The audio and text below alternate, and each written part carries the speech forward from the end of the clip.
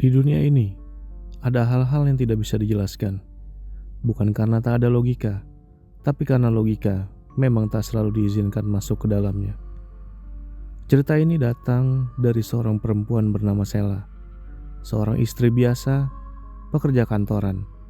Tak ada yang aneh dari dirinya, kecuali satu hal kecil yang tak bisa dianggap kecil. Sela bisa melihat apa yang tak bisa dilihat oleh orang lain. Kemampuan itu muncul sejak ia berusia 7 tahun. Saat teman-temannya sibuk belajar membaca, ia sibuk menahan diri agar tidak panik saat melihat nenek-nenek berdiri di sudut kelas. Padahal tak ada siapapun di sana. Kemampuan itu bukan anugerah, bukan juga kutukan, hanya sebuah kenyataan yang tak bisa dihindari. Dan karena sejak kecil ia melihat hal-hal tak kasat mata, ia belajar satu hal penting, bahwa apa yang terlihat tidak selalu nyata, dan apa yang nyata tidak selalu terlihat. Selama bertahun-tahun, Sela belajar hidup berdampingan dengan kemampuan itu.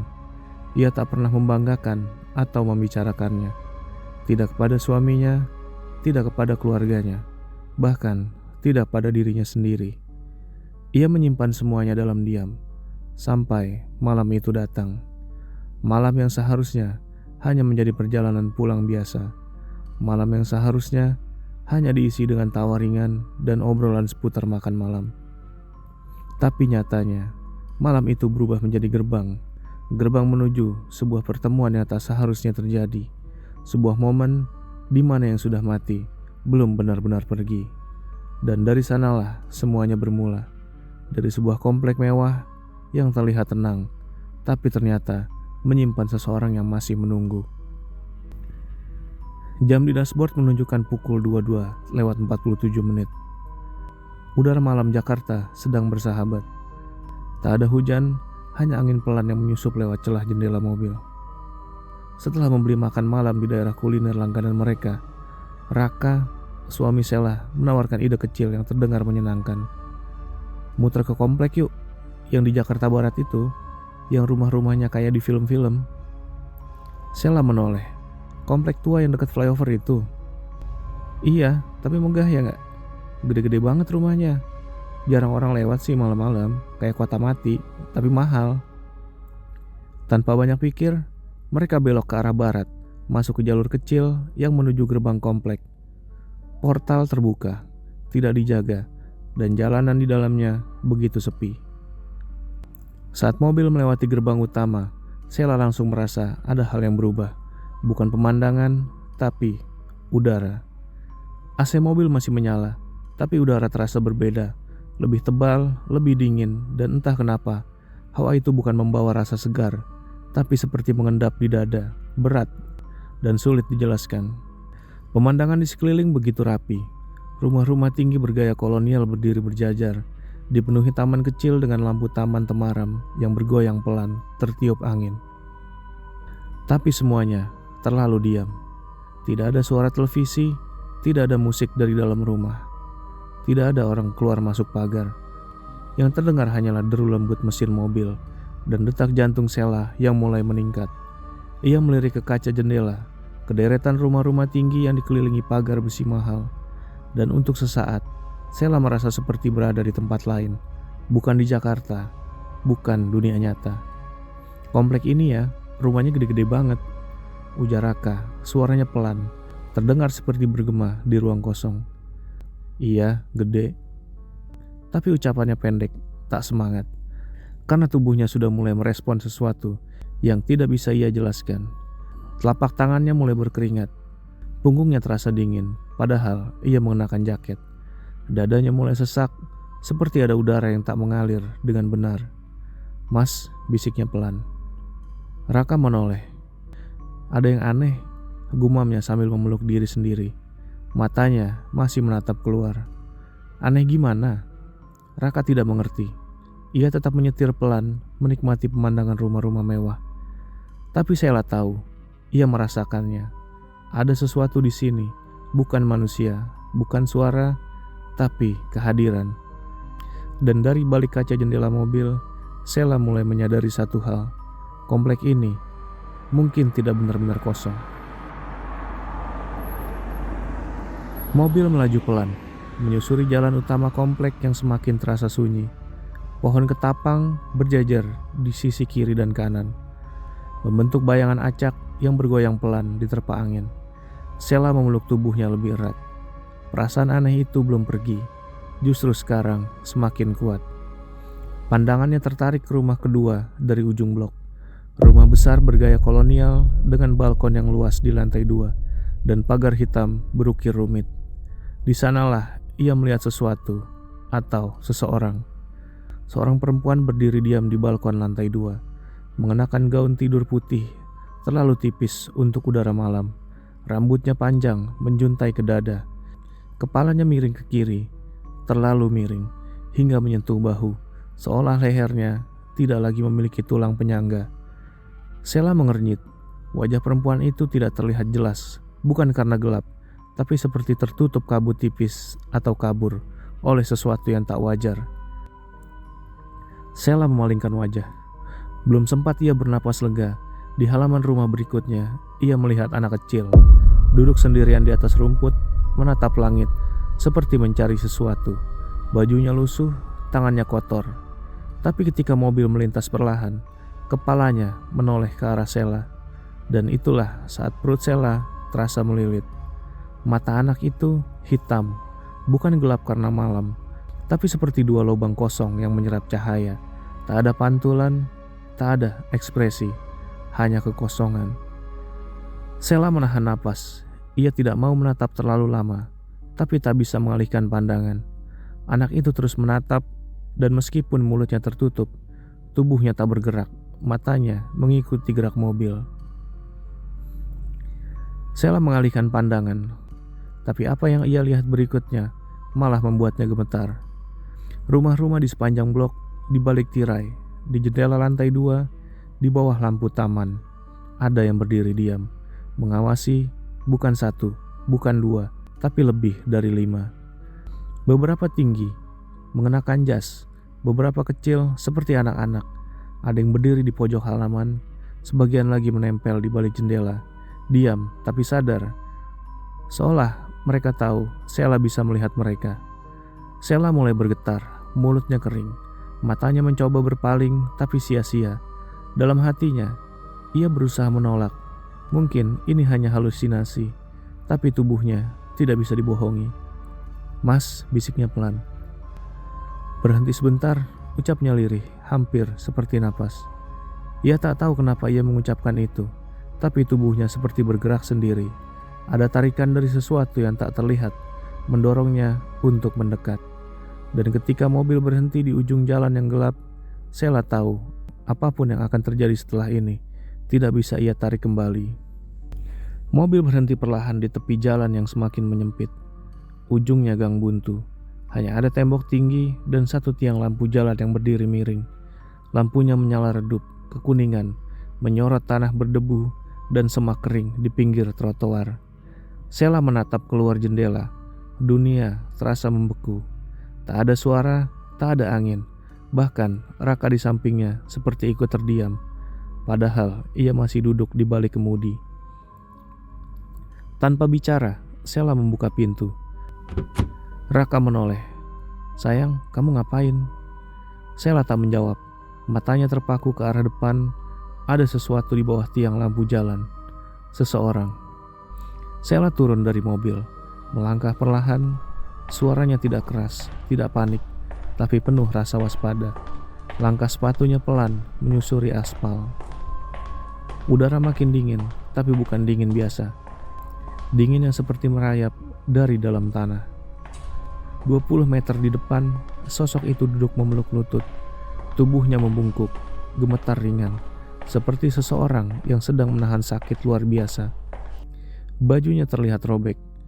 Darah menodai kain itu, banyak, tumpah dari dada, menetes dari dagu, membentuk genangan gelap di bawahnya. Sheila berhenti sekitar 5 meter dari tempat sosok itu duduk. Jarak aman, tapi cukup dekat untuk melihat detail yang membuat perutnya bergejolak. Tangan kiri sosok itu menekan keras bagian perut yang tampak berlubang, seperti robek oleh sesuatu yang tajam. Cairan gelap mengalir dari sela-sela jarinya. Tapi bukan hanya lukanya yang mengerikan. Cara ia diam, cara ia tidak bereaksi, seolah ia sudah terlalu lama di sana dan terlalu lelah untuk melawan rasa sakit. Dan saat itulah kepalanya perlahan menoleh ke arah Sheila. Wajahnya terlihat pucat dan matanya kosong, seperti tidak lagi terhubung pada tubuh yang ia miliki. Tapi saat bertemu tatap dengan Sheila, pupilnya bergetar. Perlahan, mulutnya terbuka dan mulai bergerak. Namun, tak ada suara. Sheila membeku. Entah mengapa, ia merasa ia harus mendengarkan. Ada rasa kasihan, tapi lebih dari itu, ada rasa tertawan seperti seluruh keberadaannya dipanggil untuk mendekat.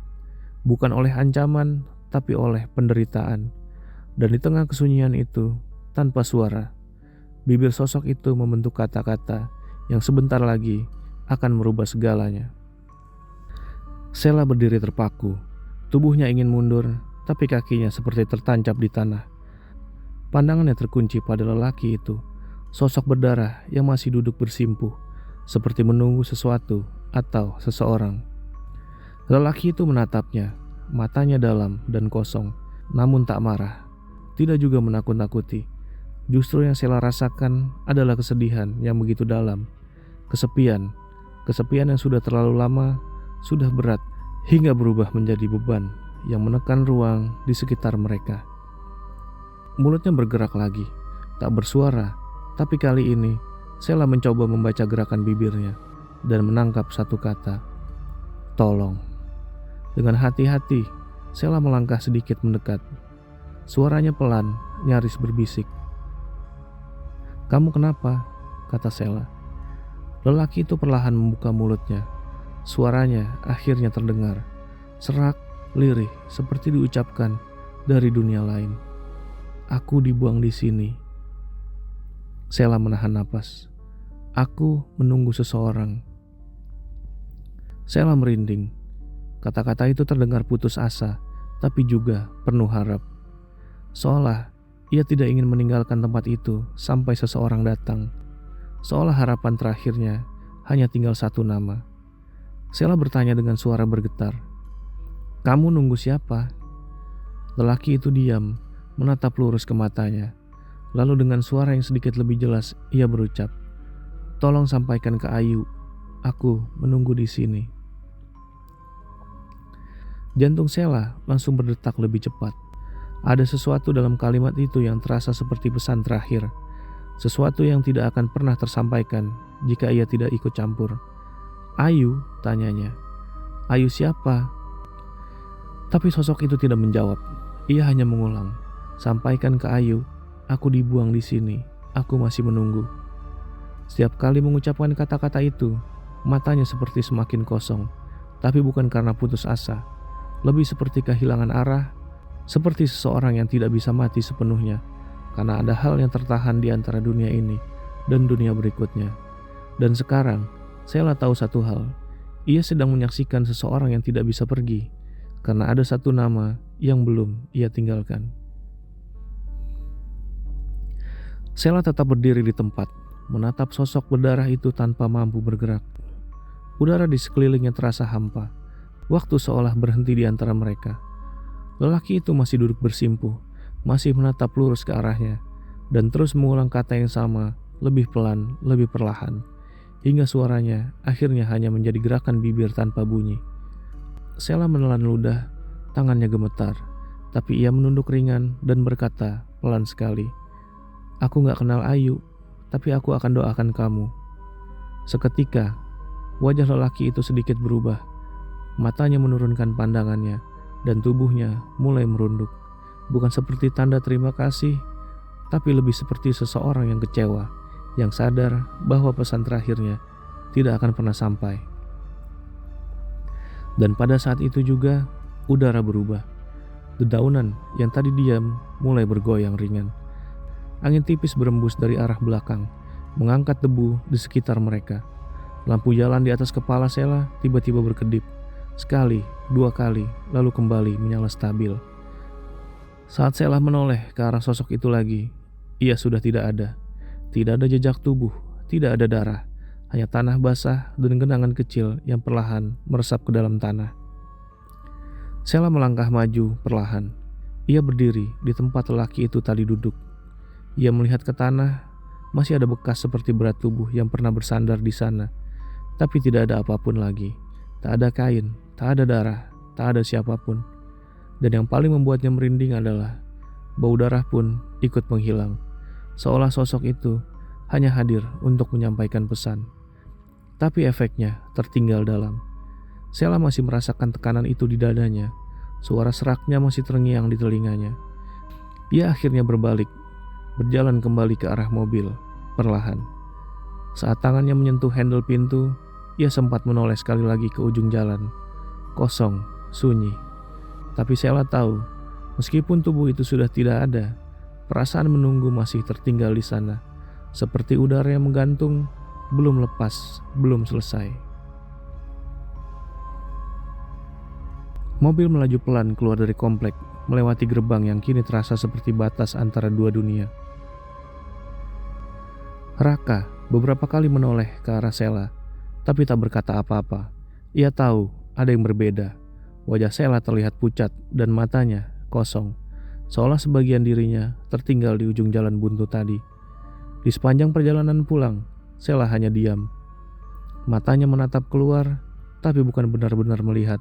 Tubuhnya berada di kursi penumpang, tapi pikirannya masih berkutat pada satu kalimat yang terus berulang seperti gema. Tolong bilang ke Ayu, aku menunggu di sini. Siapa Ayu? Kenapa nama itu begitu penting bagi lelaki itu? Kenapa harus Sheila yang melihat dan mendengar pesan itu? Pertanyaan-pertanyaan itu muncul silih berganti, tapi tak ada satupun bisa menjawab. Dan dari balik semua itu, ada satu rasa aneh yang tumbuh perlahan. Rasa bersalah. Sheila tidak mengenal Ayu. Ia bahkan tidak tahu lelaki itu. Tapi entah kenapa, ia merasa gagal. Seolah ia sedang memegang pesan terakhir seseorang, dan ia tak sanggup menyampaikannya. Beberapa hari kemudian, saat Sheila mencoba kembali ke rutinitasnya, ia merasa ada sesuatu yang berubah dalam dirinya. Setiap malam, saat hendak memejamkan mata, wajah lelaki itu muncul kembali. Bukan dalam wujud mengerikan, tapi sebagai seseorang yang duduk menunggu dan kecewa. Sheila mulai mencatat semua detail kejadian malam itu. Rumah, lokasi, bentuk jalan, dan nama jalan di peta. Tapi hasilnya nihil. Ia tidak bisa menemukan kembali komplek itu. Ketika ia kembali bersama Raka di malam yang berbeda, jalan itu tidak membawa mereka ke tempat yang sama. Gerbangnya tidak ada dan rutenya berubah. Dan yang paling aneh, alamat di Google Maps pun kosong, tak terdaftar. Sheila menelan kekecewaan itu dalam-dalam. Malam itu mungkin memang bukan dimaksudkan untuk dikejar, hanya untuk disaksikan. Tapi yang tertinggal bukan hanya rasa takut, melainkan rasa tanggung jawab yang belum selesai. Sejak saat itu, nama Ayu menjadi bagian dari pikirannya. Ia tak tahu siapa Ayu, tapi setiap kali mendengar nama itu dimanapun, entah di televisi, di media sosial, di papan pengumuman, ia berhenti sejenak. Matanya menelusuri, telinganya menyimak. Karena siapa tahu, itu Ayu yang dimaksud. Dan jika suatu hari mereka bertemu, mungkin akhirnya pesan itu bisa sampai. Kadang, yang tertinggal hanya nama, dan seseorang yang masih menunggu di tempat yang tak pernah ditemukan. Sheila tidak tahu siapa Ayu, tapi ia tahu satu hal, ada jiwa yang belum pulang, karena satu nama yang belum pernah datang.